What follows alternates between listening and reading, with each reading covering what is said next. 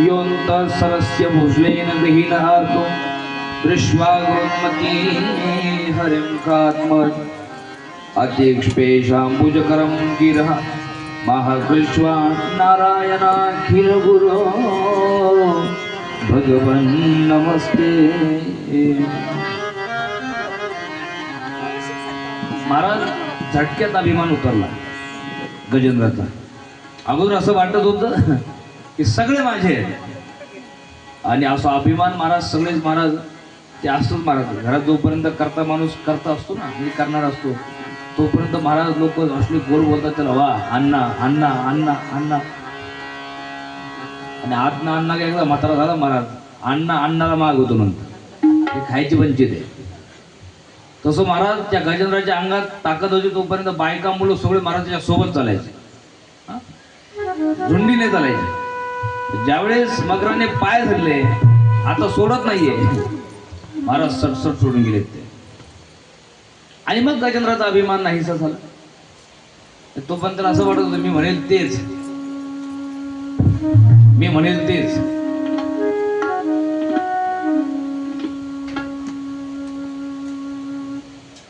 महाराज मरता क्षणी का होईना पण देवाची आठवण झाली देवाचं स्मरण झालं। मी तुम्हाला काल सांगितलंय परवा सांगितलंय की देवाचं ठरलेलं आहे जोपर्यंत समोरचा शरीर येत नाही। अहो अर्जुन एवढा मित्र होता परमात्म्याचा एवढा मित्र लोक सहज म्हणतात बरं का देव आहे तर आम्हाला दिसत का नाही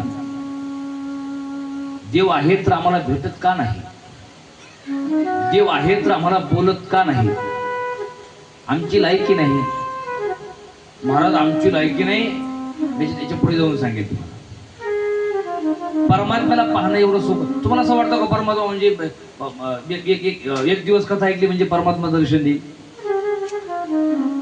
हे जे बोलणं आहे ना महाराज एकदा नारायण म्हणला आणि परमात्म्याची प्राप्ती झाली हे अभ्यास करून वाचायला अभ्यास करून ऐका एवढं। अरे परमात्मा आणि अर्जुन कायम सोबत आहे निरंतर। एवढंच नाही जर अर्जुन थकला ना युद्ध करून जर थकला अर्जुन तर परमात्मा रात्री अर्जुनाचं डोकं दाबायचं। युद्ध करून जर थकले अर्जुन तर रात्री परमात्मा अर्जुनाचं डोकं दाबायचे म्हणजे हा हा हा त्यांचा संबंध आहे। एवढी जवळीक आहे एवढं मित्रत्व आहे। पण सांगू ज्यावेळेस परमात्म्याला पाहायचं ना त्यावेळेस म्हणावं लागलं दिव्यम ददामि ते चक्षु म्हणजे एवढा जवळचा अर्जुन तरी देखील परमात्म्याचं स्वरूप नाही पाहता आलं त्याला विनंती करावी म्हणजे एवढं सोपं नाही। शेवटी कवयिना महाराज गजेंद्राला परमात्म्याने दर्शन दिलं गजेंद्राचं भाग्य। आणि अशा प्रकारे आपण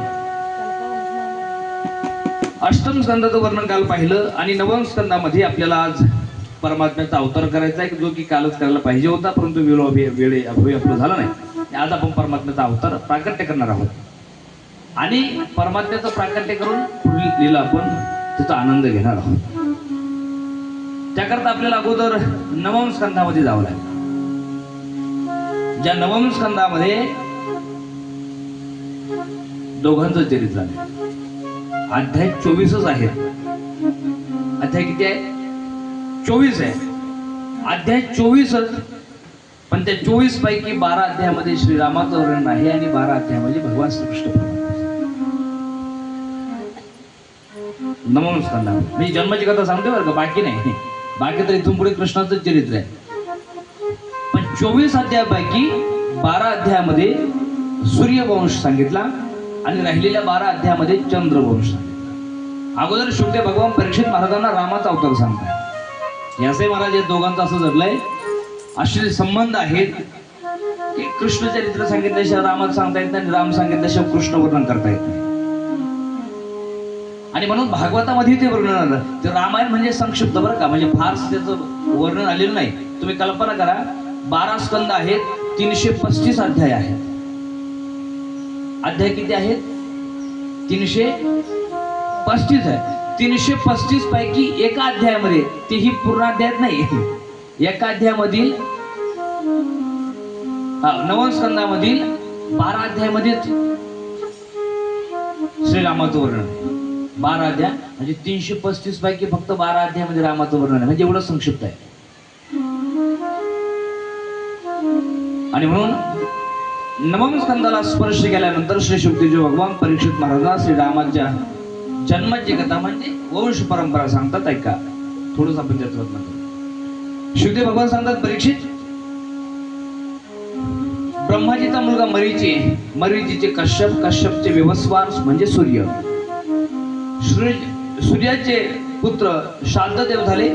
मनुवादी इथून पुढे त्यांचा वंश चालला, मोठा वंश.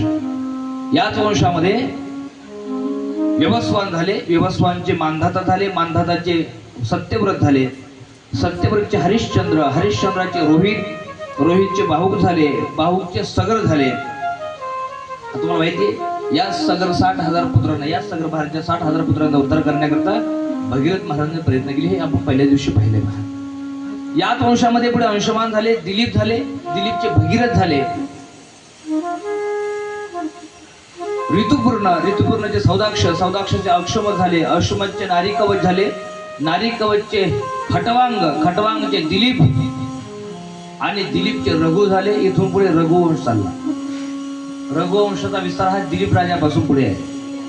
याच रघुवंशामध्ये रघुचे अज झाले, अजिते दशरथ झाले आणि दशरथाला 4 मुलं, राम, भरत, लक्ष्मण आणि शत्रू, असे 4 मुलं.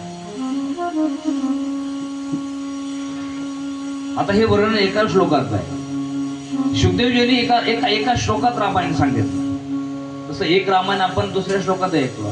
अधो राम तपो वनाधिगमनम हत्वा मृगम कांचनम वैदेही हरणम जटायु मरणम सुग्रीव संभाषणम वाली निर्दलनम समुद्र तरणम लंकापुरी दाहनम पश्चात रावण कुंभकर्ण हननम एतद्दि रामायणम.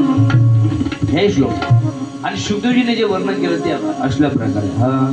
गुरुवर्थे चक्राचो विचरा भुवनम बदमा पाणी स्पर्शार्ताभ्यायाम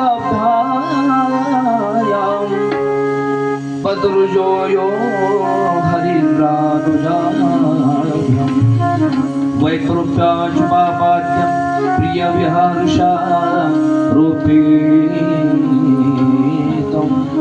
तत्रादिवदेस्तु सेतु खलवदनं कौसलेन्द्रो वतान्नः. हे रामायण आहे. एका श्लोकामध्ये याचं वर्णन केलं.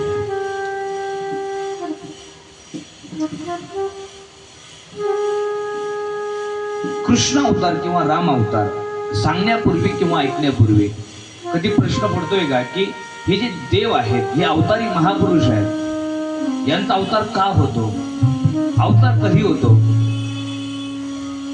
हा प्रश्न दुसऱ्या दिवशी म्हणजे कथेच्या दुसऱ्या दिवशीच विचारलेला. परमात्म्याचे अवतार का होतात, परमात्म्याचे अवतार कुठे होतात आणि परमात्म्याचे अवतार कसे होतात हा प्रश्न आहे. परमात्म्याला अवतार धारण करायची काय गरज आहे? कशाला तो परमात्मा? रामाचा अवतार कशासाठी हा प्रश्न आहे सुरुवातीला. कशा करताय? रावणाला मारण्याकरता. कुणाला मारण्याकरता? रावणाला मारण्याकरता रामाचा अवतार नाही. तुम्ही थोडीशी कल्पना करा. रामाचा जो जन्म आहे, रामाच्या जन्माची कारण एक नाही, अनेक कारण आहेत. राम कशासाठी आले म्हणले? रावणाला मारण्याकरता. राम कशासाठी आले म्हणले? अहिल्याचा उद्धार करण्याकरता. राम कशासाठी आले आणि विभीषणाला राज्य देण्याकरता. राम आले कशासाठी म्हणजे शबरी मातेला भेट देण्याकरता. ते सगळं ठीक आहे, पण आणखी एक महत्वाचं कल्पना करा, जर दशरथ राजाला शाप मिळाला नसता तर राम आले असते का? हाही प्रश्न आहे. म्हणजे रामाच्या अवताराला कारण हा शापही आहे. राम अवताराला येण्याकरिता हा शापही एक मुद्दा आहे. कोणता शाप? जो शावंबाळाने दिला. शाहू महाराजांनी शाप दिला. कल्पना करावा, तो शाप जर दिला नसता तर राम कधी आले असते. म्हणून ज्यावेळेस शाप दिला त्यावेळेस दशरथाला एक दुःख वाटलं, आपल्याकडून एक हत्या झाली, आणि एक आनंदही वाटला की आपल्याला वरदान मिळालंय, तुझाही मुलगा असाच मरेल. दशरथाने विचार केला, मरेल म्हणजे होईल, मग मरण्याकरता व्हावं लागतंय. गोड प्रसंग आहे. आनाया निर्मळ वारी मी आलो या कंसारी, ही लगबग भरून झारी, तो परत फिरे तो तुमचा आशरा, या उरात ऋतुनी हसला.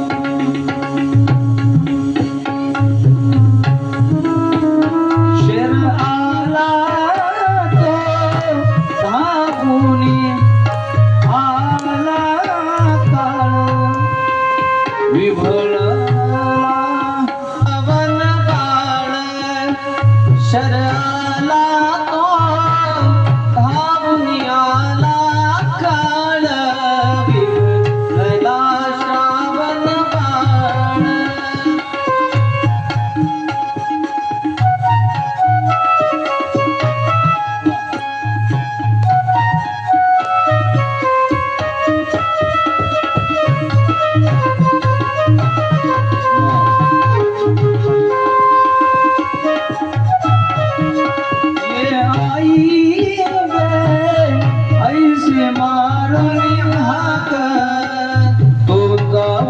पडला घोर. शर आला तो धावूनी आला काळ, विभळला श्रावण बाळ. शर आला तो धावूनी आला काळ, विभळला श्रावण बाळ. म्हणजे रामाच्या अवतारासाठी हे एक कारण आहे. परमात्म्याचा जो अवतार होतो तो एका कारणासाठी कधीच होत नाही. परमात्म्याच्या अवतारामागे अनेक कारण दडलेली असतात. तोच प्रकार आहे. आणि अशाच एका मर्मांतरामध्ये प्रभू रामचंद्राचा अवतार झालेला आहे. चांगली कथा ऐकायची असेल तर रामायण ऐकावं लागत असेल, पूर्ण कथा ऐकायची असेल. म्हणून भागवतामध्ये महान आणि मोठा मुद्दा तो आहे,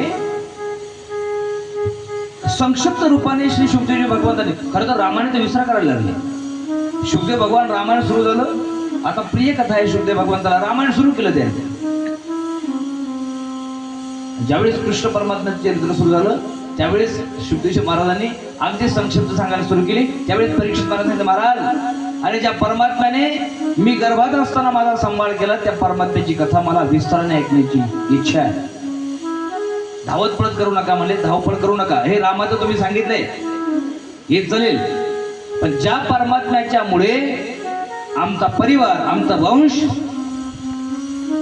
अगदी सहजपणे हा सागर तरून गेला. कशाप्रमाणे माहिती आहे? जशा गाईच्या खुरात तुंबलेलं पाणी आहे. गाईची खूर करते, गाईची खूर, तर गाईच्या खुरात किती पाणी तुंबलेलं असतं बरं. गाईच्या खूर ओलांडून जाण्याकरता किती लांबून पळत यावं लागतं तुम्हाला? हा ताई, मावशी, जर तुम्हाला गाईची खोर ओलांडून जायचं म्हणजे गाईच्या खुरात तुंबलेलं पाणी आहे, तुम्हाला जर त्याचा ओलांडायचं आता कठीण काम आहे, मग तुम्हाला पाठीमागून किती लांबून पळत यावं लागतं उडी मारण्याकरता? अगदी सहजपणे. महाराज एवढा भयंकर महासागर आहे हा. भावसागर म्हणजे सामान्य नाही. पण परीक्षित महाराज सांगतात, गुरुजी एवढा भयंकर हा भावसागर, पण याच परमात्म्याच्या कथेमुळे, याच परमात्म्याच्या नामचिंतनामुळे आमचा परिवार, माणसाने जशी गाईची खूर सहज ओलांडून जावी त्याप्रमाणे भावसागर तरून गेले. त्या परमात्म्याची कथा मला विस्ताराने ऐकायची आहे, विस्ताराने ऐकायची. आणि मग आता श्री शुकदेवजी भगवान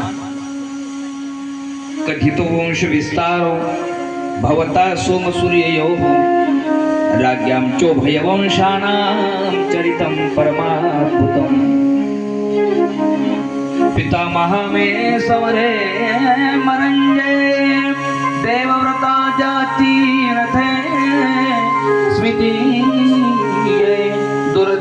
कौरव सैन्य सागरम कृत्वारणम यत् पदम वत्सपदम स्मयदत् प्लवः. अरे हा भावसागर, कोणता भावसागर? एक संसार रूपी भावसागर आहे आणि एक कौरव रूपी सैन्य सागर. म्हणजे कौरव रूपी कौरवाचं जे सैन्य आहे ते शुभदेव भगवंतांनी सागर कशाला म्हटलं माहितीये? कौरव आहे ना, कौरव सैन्य भयंकर सैन्य, त्याला सागर म्हटलंय. मग कौरव रूपी सागर पार केला कशाप्रमाणे? वत्सपदम स्म यत्प्लवः. वत्स म्हणजे गाईचं जे पिलू आहे त्याला मित्र गाय म्हणतो, पण इथे गाईचं जे पिलू आहे वासरू म्हणतात आपण, त्या वासराची जी खूर आहे छोटीशी, ज्याप्रमाणे आपण सहज ओलांडून जातो त्याप्रमाणे हा सागर ओलांडला गेला. त्या परमात्म्याची कथा ऐकायची. आणि मग आता शुभदेव भगवान तो वंश विस्ताराने सांगतात. शुभदेव भगवान सांगतात, परीक्षित, आत्रेचे चंद्रमा झाले, चंद्रमाचे बुध झाले, बुधचे पुरुर्वा झाले आणि पुरुर्वाच्या वंशामध्ये पुढे यदू, आणि याच यदू वंशामध्ये माझ्या परमात्म्याचा अवतार आहे. हा यदू सामान्य नाही, या वंशामध्ये प्रतापी राजा झाले आहेत. ब्रह्मती आहे, सुषेण सारखे आहे, अजा दुम्मती सारखे आहे, वसुदेवजी सारखे आहे. धर्मात्मा आहे, धर्माचं आचरण करणारे आहे. याच वंशामध्ये भगवान श्रीकृष्ण परमात्म्याचा अवतार आहे. ठीक आहे म्हणले, यांचे नाव वंश मला काही माहित नाही, पण भगवान श्रीकृष्ण परमात्म्याचा अवतार झाला. इथून पुढे विस्ताराने सांगा. आता श्री शुभदेव भगवान पुढील प्रसंग सांगतायत. परीक्षित, परमात्म्याचा अवतार सहजासहजी होत नाही. परमात्म्याचा अवतार दोन कारणामुळे होतो. मी सांगितल्यानंतर लक्षात येईल. एक, ज्यावर गायीवर संकट येतं, जेव्हा गायीवर संकट येतं तेव्हा. आणि दोन, जेव्हा साधूंवर संकट येतं तेव्हा. बाकी कारण सगळे महाराज ते निमित्त कारण आहे. पण परमात्मा जर येत असेल तर एक गायीसाठी आणि एक साधूंसाठी. साधूंवर संकट आहे तेव्हा परमात्मा येतो, आणि गायीवर संकट आहे तेव्हा परमात्मा येतो. गायीवर महाराज गोमाता म्हणजे पवित्र म्हणजे गाय ही पवित्र आहे. पण असं झालं महाराज, ते आमचे कान बोथट झाले ऐकून ऐकून. कोणी आलं की गाय गाय गाय गाय गाय काय गायीसारखी पवित्र, गायीसारखा पवित्र प्राणी नाही. ते एक इंजिनियर आहे पहा मुंबईला, मला थोडं 2-2.5 लाख रुपये त्यांना पगार. आमचे मित्र आहेत, आम्ही ऋषिकेशला सोबत होतो तिथले संन्यासी ते मित्रांचे. तर ते इंजिनियर त्यांचे मित्र आहेत. 2-2.5 लाख रुपये त्यांना पगार असेल. त्यांनी नोकरी सोडली. दादा नोकरी सोडली आणि 12 ते 13 गाई त्याच्याकडे गावरान. लोक म्हणायला लागले 2-2.5 लाख रुपये सोडून दिले, तिथे गाई सांभाळायला लागले. ते मुंबईमध्ये सांगतोय, मुंबईमध्ये तुम्हाला माहिती 12-13 गाई आहेत अशा, म्हणजे 5 इकडून 5 दोन्ही साईडला गाई आहेत. आणि प्रत्येक गाईच्या मध्ये एक एक कॉट आहे. त्याचे फोटो दाखवले आम्हाला. गावरान गाई 12-13 गाई आहेत आणि प्रत्येक गाईच्या मध्ये कॉट आहे. कशा करता माहिती आहे? ज्यांना डॉक्टरांकडून काहीच फरक पडत नाही, कॅन्सर सारखी रोग, जिथे डॉक्टरांनी सुद्धा गुडघे टेकले, असले लोक त्या गाईच्या गोठ्यात येऊन झोपतात. त्या इंजिनियरने सांगितलं, म्हणले 2-2.5 लाख मला महिन्याला होतं. इथे कधी कधी 2-2.5 लाख रुपये 8 दिवसाला मिळतात. अरे जे लोक मरणार आहे ते जर गाईच्या गोठ्यात झोपून जर त्यांना जीवदान मिळत असेल तर ते कितीही पैसे द्यायला तयार. हे आता तर मी आता चालू सांगतो बरं, मी मागचं नाही सांगते. जेव्हा गोपाळ होते आणि भगवान श्रीकृष्ण परत तेव्हाच नाही, हे आता तर सांगतोय. काही ताकद येणार. मी प्रत्येक गुरुवारी इथे जात असतो आपलं वैजापूरला, म्हणजे माझ्या मुलीसाठी.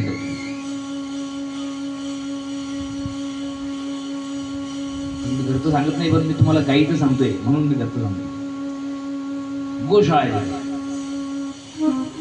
माझी मुलगी आहे 4-4.5 वर्षाची, ती चालत नाही, मार्गाला माहिती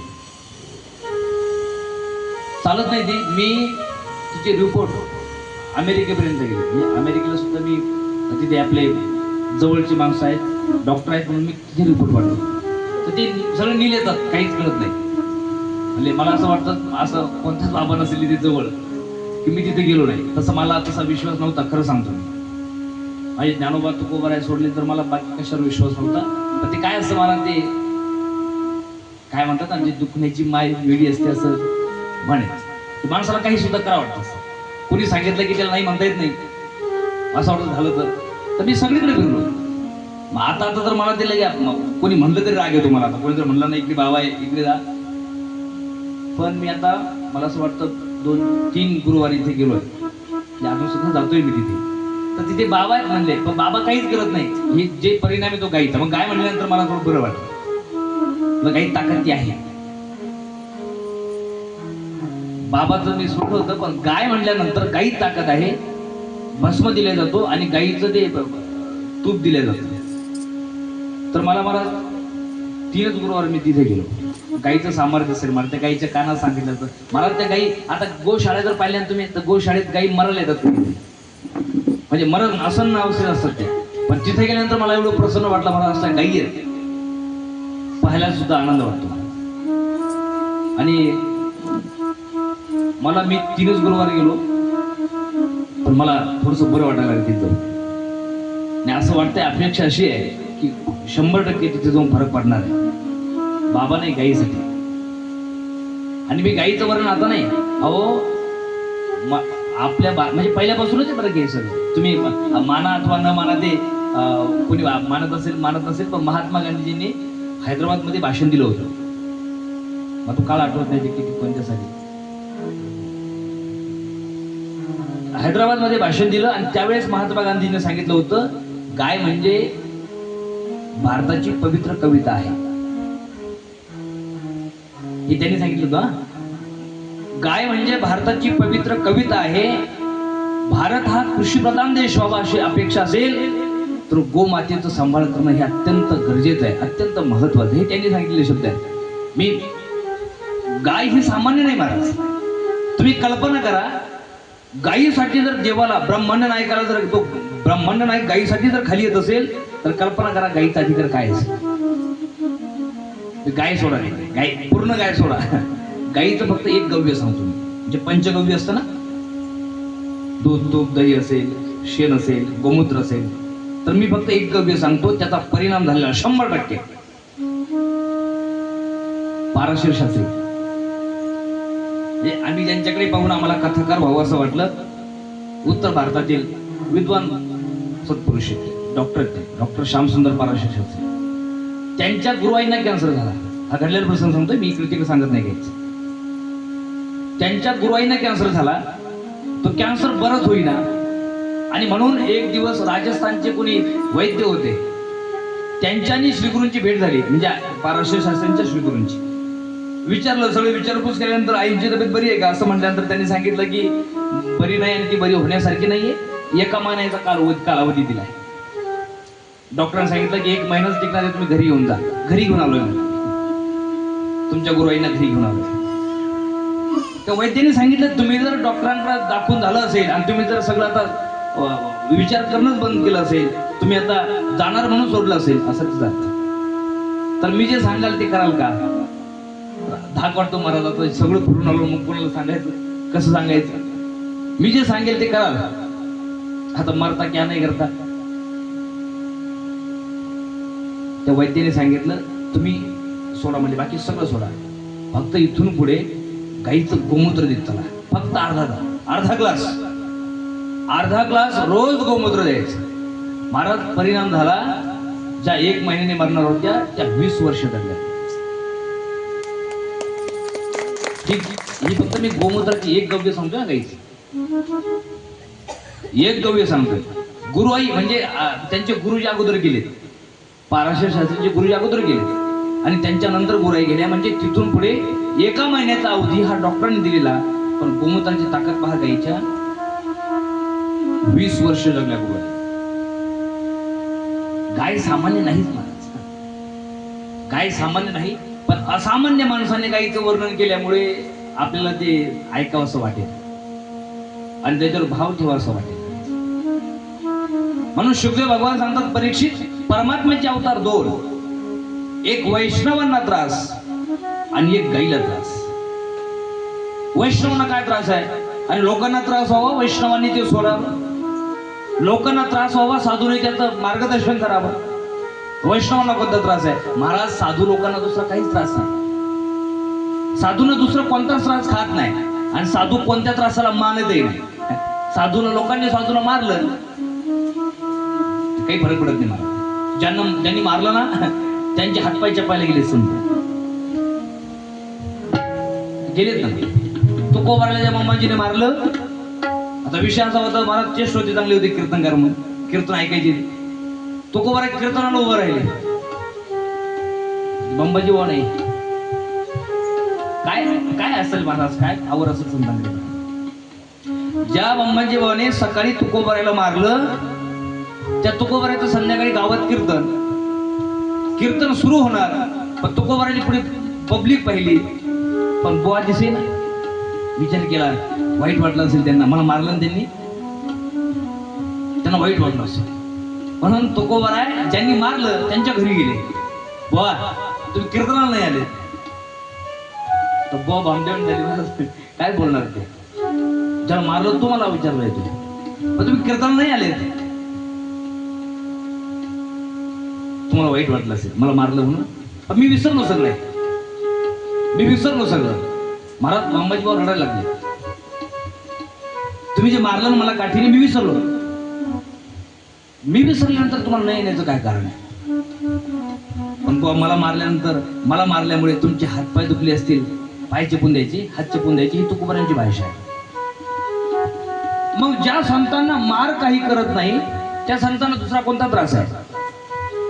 दुसरा त्रास काय आहे? तर साधूंना खरा त्रास सांगू काय? तुम्ही त्यांना शिवे द्या, तुम्ही त्यांना मारा, काही नाही. हा, निंदी कोणी मारी, वंदी कोणी पूजा करी, मग हेही नाही तेही नाही, वेगळा दोन्हीपासून. साधू लोकांना काही फरक पडत नाही, तुम्ही काही करा. त्रास काय आहे? तुम्ही जे म्हणता ना, एक गायीवर संकट येतं तेव्हा देवता अवतार आहे, आणि एक साधूंवर संकट येतं तेव्हा. साधूंवर असं कोणतं संकट आहे की ज्याच्यामुळे परमात्म्याला यावं लागतं? तर सांगतो बरं काय का. आणि हे संकट इथे बसलेले सगळे देवाला देतात, संतांना देतात. ज्या संकटाची साधूंना भीती आहे ते संकट इथे बसलेले प्रत्येक जण साधूंना देतात. आणि साधूंवर कोणतं संकट आहे माहितीये? ज्या कामासाठी साधू इथे आलेले आहेत ते काम जर साधूकडून झालं नाही तर याच्यापेक्षा मोठं संकट नाही. ज्या कामासाठी साधू ते म्हणतात आम्ही वैकुंठवासी आलो याची कारण असे काय, जे ऋषी बोलले साच भावे वर्ताया. आम्ही, आमचं गाव तसं वैकुंठ आहे, पण आम्ही कशासाठी आलो? ऋषी जे बोलले ते तुम्हाला कळणार नाही, ते समजून सांगण्याकरिता, ते वरतून दाखवण्याकरता आम्ही आलो. झाडू संतांचे मार्ग आडराणी भरले, म्हणजे आडराणी गेलेली लोक त्यांना मार्गावर आणण्याकरता आम्ही आलो. साधूंनी सांगितलेला मार्ग तुम्हाला कळणार नाही म्हणून ते सांगण्यासाठीच नाही. आता लोक सांगतात फक्त, पण आम्ही सांगत नाही, आम्ही वर्तन करून दाखवतोय. आणि महाराज एवढं लांबून येऊन जर तुम्ही आमचं ऐकत नसेल तर याच्यापेक्षा साधूंवर कोणतं संकट सांगा बरं. आता तुम्ही सगळे, आता तुम्ही जरी शहरात राहत असले तरी तुमचे गावाकडे जमिनी असतील, गावाकडे तुमचे काम असतील. कल्पना करा, कुणाचं 50 किलोमीटर, कुणाचं 25 किलोमीटर, कुणाचं 100 किलोमीटर घ्या, इथून गाव आहे आणि तुम्हाला काही महत्वाचं काम आहे, गावाकडे तुम्हाला बोलवलंय, जायचंय. कल्पना करा, शहरातून तुम्ही काही महत्वाच्या कामासाठी 100 किलोमीटर धरा गेलेत. पण कल्पना करा, ज्या कामासाठी तुम्ही तिथे गेले, तिथे गेल्यानंतर तुम्हाला कळालं की ज्या कामासाठी आपण आलोय ते होण्यासारखं नाहीये. थोडीशी कल्पना करा, ज्या कामासाठी आपण 100 किलोमीटरहून आलोय ते काम आज होण्यासारखं नाही. काय बरं वाटतं का तुम्हाला? हा, काय वाटतं? लोक म्हणतात काय शीण आला बाबा.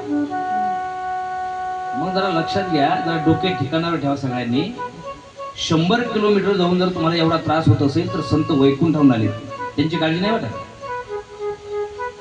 अरे 100 किलोमीटर जाऊन जर तुम्हाला उगच चक्कर झालाय, उगच आपण आलोय, नसतो आलो तर बरं झालं असतं, असं जर तुम्हाला वाटत असेल तर हे संत वैकुंठाहून आमच्यासाठी आले आणि आमच्यासाठी उपदेश आहे. आणि एवढा उपदेश करून लागोनी या पाया आमच्यासाठी.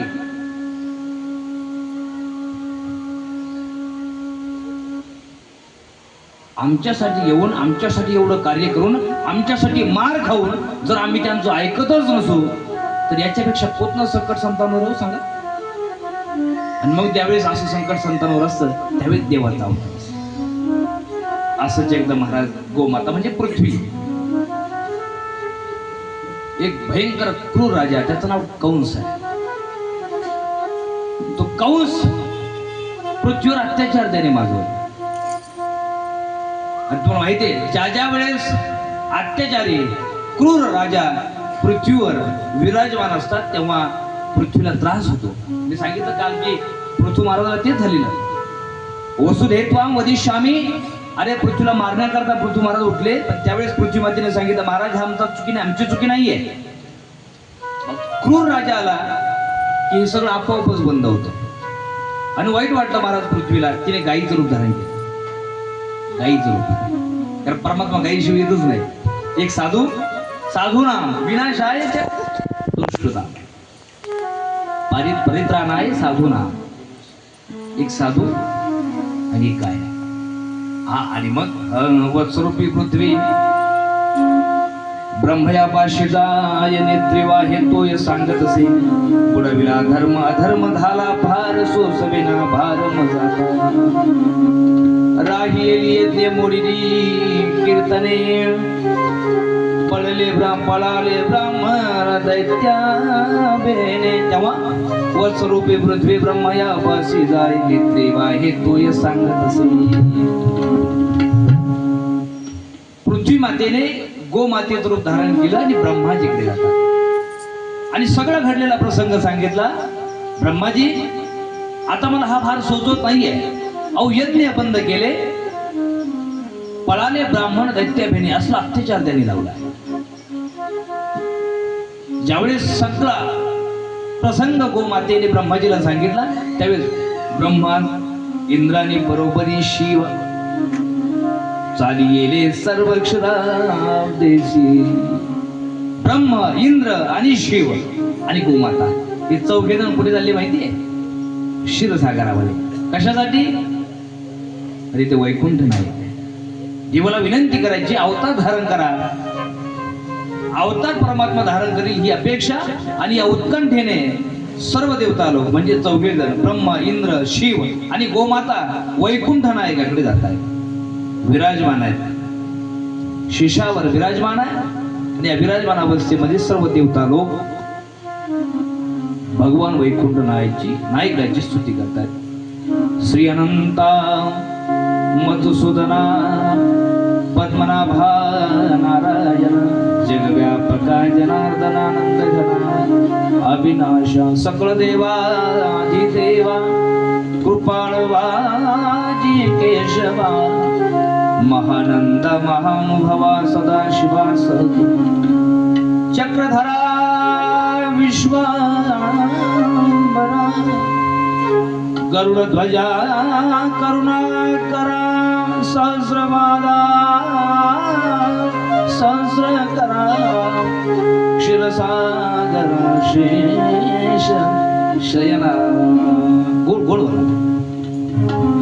अनंत प्रकारची स्तुती केल्यानंतर परमात्मा प्रसन्न झाले. सांगितलं काळजी करू नका, ज्या कामासाठी तुम्ही आलेला आहात ते काम होणार आहे.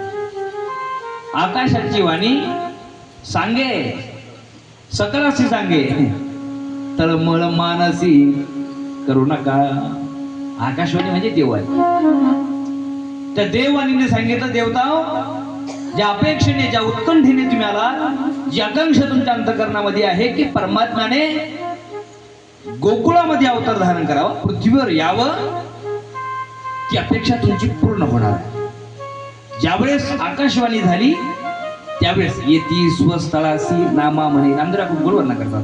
नामदेव सांगतात ज्यावेळेस परमात्म्याची आकाशवाणी झाली, आता काळजी करू नका, परमात्मा येणार आहे. आनंद वाटला महाराज सगळ्या देवतांना. सगळ्या आपापल्या स्थळावर आपापल्या घरी परततात. आणि सगळे देवता लोक आपल्या घरी आल्यानंतर आता संवाद आहे भगवान नारायणाचा आणि शेष भगवंताचा. भगवान नारायणाला सांगितलं, आता नारायणाचं सांगितलं मी अवतार धारण करणार आहे, पण आता एकटा तर जमणार नाही, एकट्याला जाऊन नाही जमणार. मग शेष सोबत पाहिजे, म्हणून वैकुंठ नाही का गोड बोलतात. भगवान शेष गाढाने सुस्वर सांगो आले. वैकुंठ नायकाने सांगितलं श्री भगवान शेषा, देवतांची अपेक्षा आहे की आपण अवतार धारण करायचं. देवता लोकांची अपेक्षा आहे की आपण पृथ्वीवर जायचं आहे. शेषाने सांगितलं आपण नाही, तुम्ही. मी नाही येणार. भगवान शेषाने सांगितलं हे वैकुंठ नायक, हे नारायणा, आता मी नाही येणार म्हणले, मी येऊन पाहिलं पहिले. राम अवतारी झालो लक्ष्मण, शेषाचे अवतार आहे. शेषाने सांगितलं मी नाही येणार. हे आपण आपल्याला बोलवलं ना, आपण शब्द दिला, हे आपण शब्द काढून टाका म्हणजे, हे तुम्ही एकटे, मी नाही येणार. मी तर राम अवतारामध्ये पाहिलं म्हणले वनवास तुम्हाला मिळाला. वनवास कुणाला होता?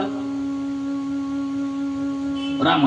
वनवास तुम्हाला, आणि विनाकारण मी भोगलाय, उपोषण मी केलंय. 14 वर्षावरी केले उपोषण, जाणत आपण प्रत्यक्षही आपल्याला माहित नाही. तुम्हाला वनवास तुम्हाला आणि उपोषण मी केलं, या मागे अवतार मी नाही घ्यायची.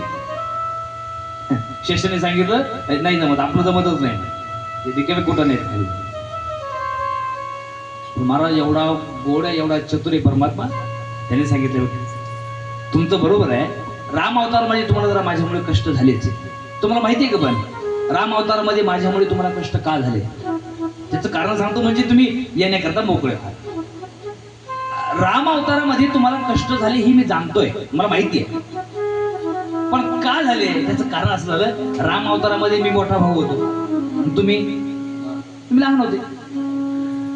आणि काय असतं म्हणजे लहान भावाला थोडस करावं लागतं सहन, लहान भावाला थोडस घ्यावी लागते महागार. आता काळजी करू नका, या अवतारामध्ये काळजी करू नका. आता तो ओढील होईगा सर्वज्ञ, पाळील मी आज्ञा तुझी वार आहे. आता काळजी करू नका, या अवतारामध्ये तुम्ही मोठे भाऊ आहात, काळजी करू नका. आता तुम्ही जे सांगाल ती मी ऐकेल. पण महाराज हा चतुर नाही, चतुराचा शिरोमणी आहे. हा फक्त चतुर नाही महाराज.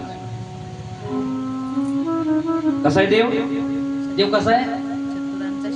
माझी चित्त तुझे पायी, माझी चित्त तुझे पायी, राहू ऐसी धरोनिया भवहातारी चतुरा तो. महाराज हा भंग पाठ नाही असा व्यक्ती नसेल, आणि ज्याच्या पाठ ज्याचा कानपाठ तरी असेल.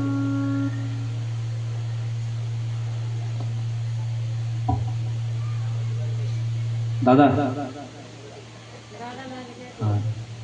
वाचते.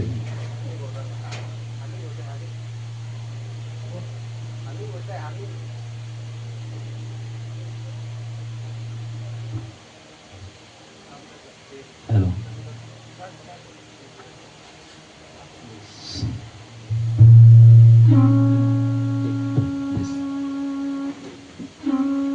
महाराज चतुरा तो शिरोमणी, गुण लावण्याची गाणी, हे प्रमाण पाठ नाही असा व्यक्ती नाही. पण मला लोकांचं कळत नाही महाराज. बरोबर दीपक महाराज, लोकांचे प्रमाण सगळे पाठ आहेत.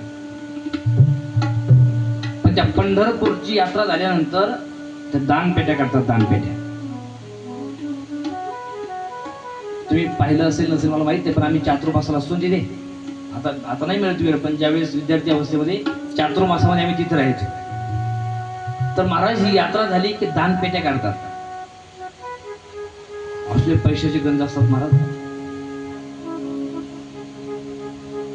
मग त्या गंजामध्ये फाटक्या नोटाचा गंज पाहिला ना तुम्ही?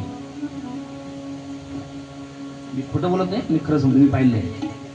बाकी सोडा महाराज, आम्हाला कथेमध्ये नोटा येतात, अशा घड्या घालतात त्या, इथे नाही उतरत आली पाहिजे.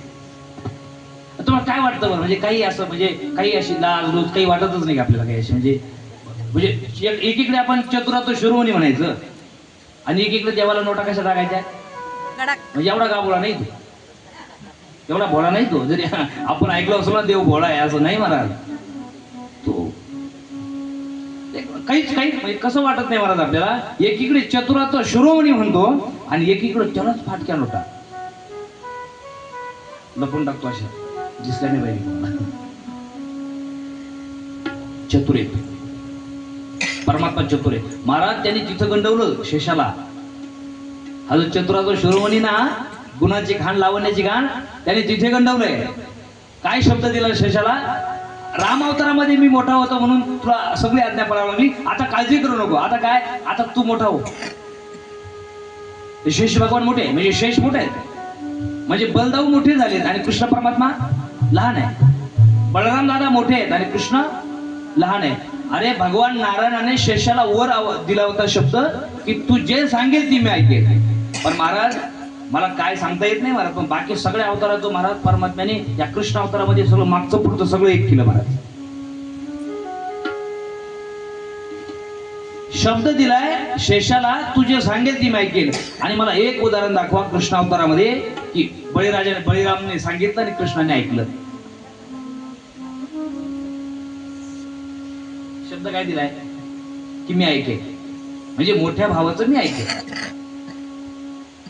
मी तुम्हाला ते सांगतोय की असा एक प्रसंग दाखवा, माझ्या तर काही लक्षात नाहीये, पण जर तुमच्या असेल की बळीदादाने सांगितलं आणि कृष्णाने ऐकलं. नाही महाराज, त्याने कोणाचंच नाही ऐकलं. त्याच्या मागच्या राम अवतारामध्ये तो लय महाराज दोरीत राहिला.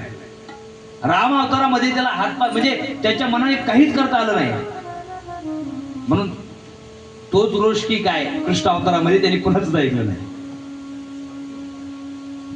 आणि मग सगळं झाल्यानंतर महाराज शेष भगवंताला राजी केलं, तयार केलं. सगळ्यांना सांगितलं की कोणी कुठं जायचंय. सगळ्यांना सगळं काम दिल्यानंतर आता रुक्मिणी साहेबांकडे जातात आणि भगवान श्रीकृष्ण परमात्मा सांगतात, आय देवी कौंडण्यपुराचे जावे, तुम्ही कौंडण्यपुराला जा. प्रत्येकाला काम दिल्यानंतर आज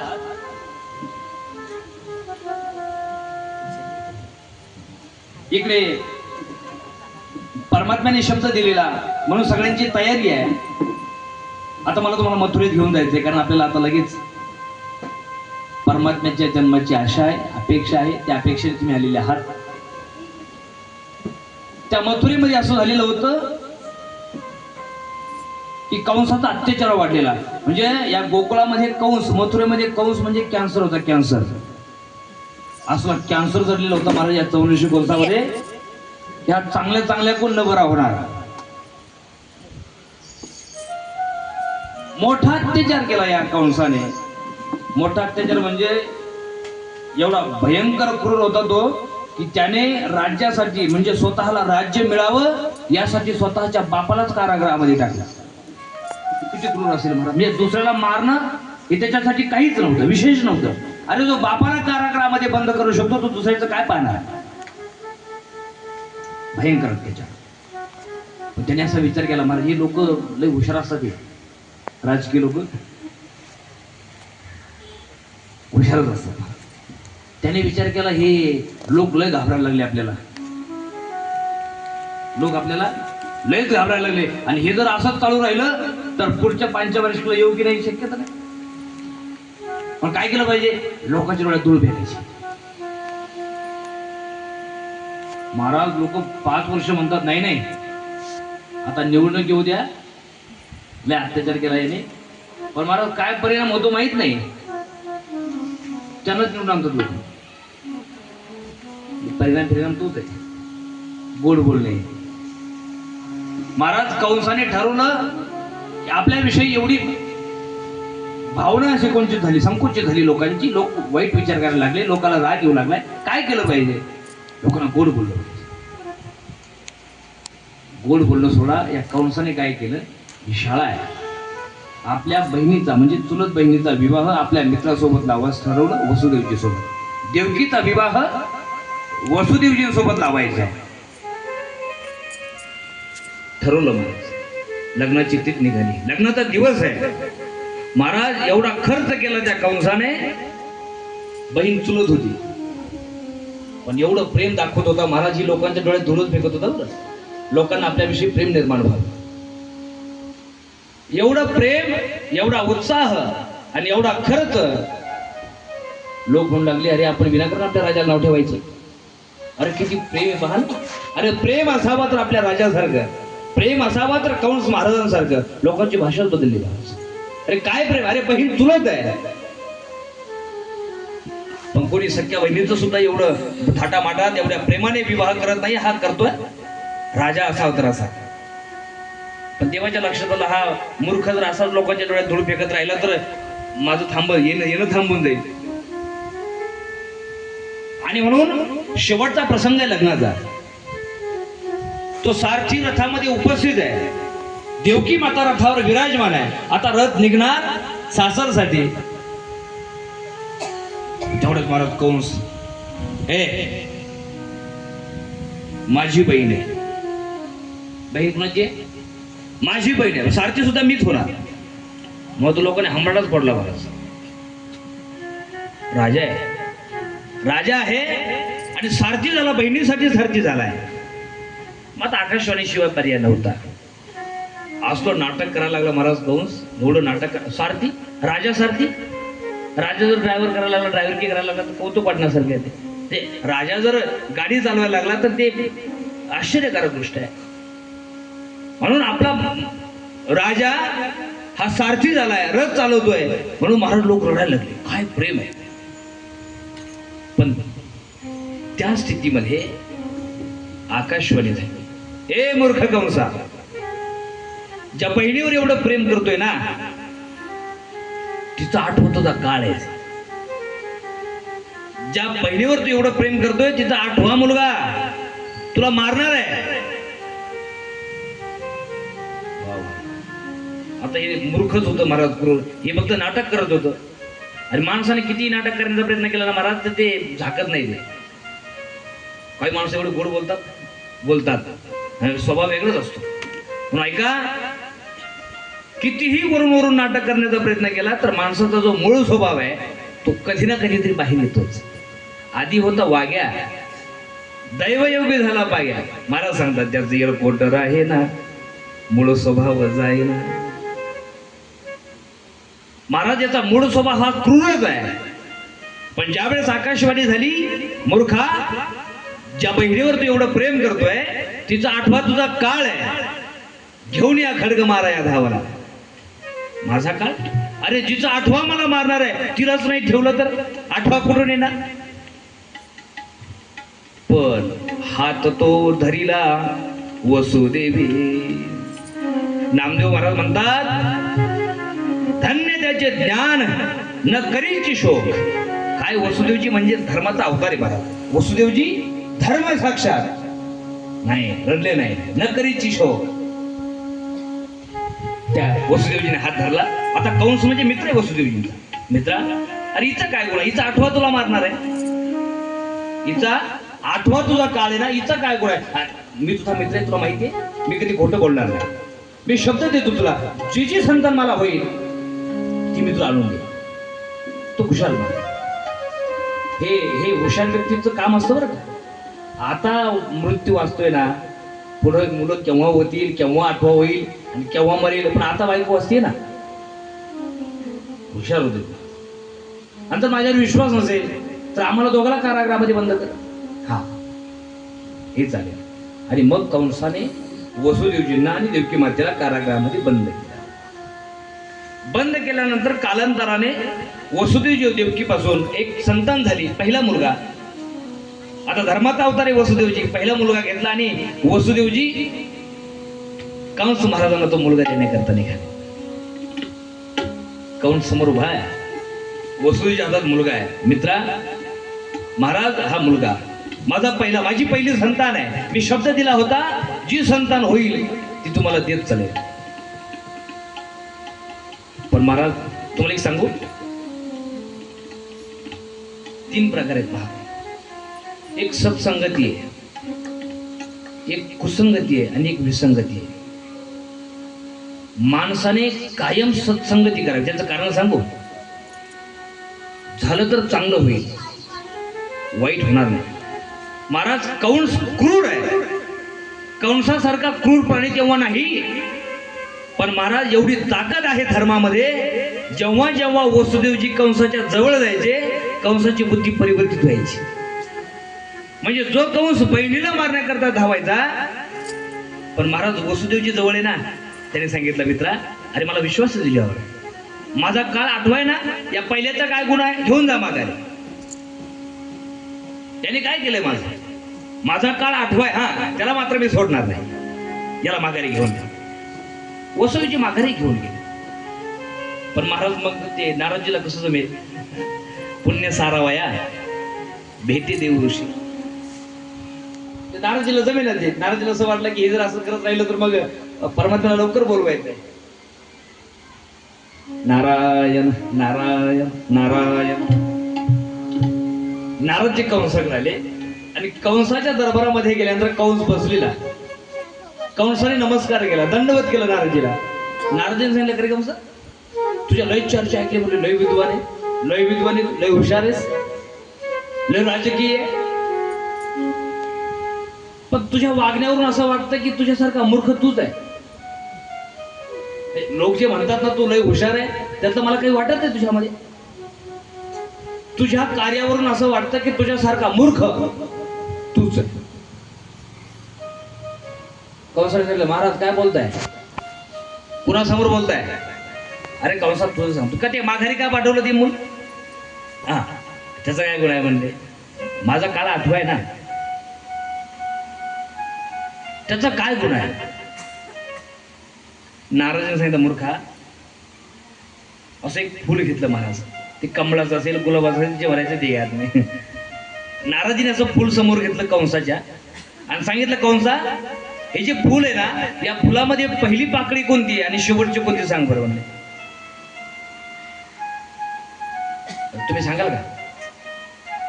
तुमच्या समोर जर फुल ठेवलं, कोणतंही घ्या, ते झेंडूचं घ्या, ते तुम्ही गुलाबाचं घ्या, तुम्ही कमळाचं घ्या, तुमच्या समोर जर असं फुल ठेवलं आणि तुम्हाला जर सांगितलं की यातली पहिली पाकळी कोणती, सांगा बरं, सांगता येईल? तसं नारदजींनी फुल घेतलं आणि कंसाला सांगितलं, कंसा, यातली पहिली पाकळी कोणती आणि शेवटची कोणती, सांग बरं.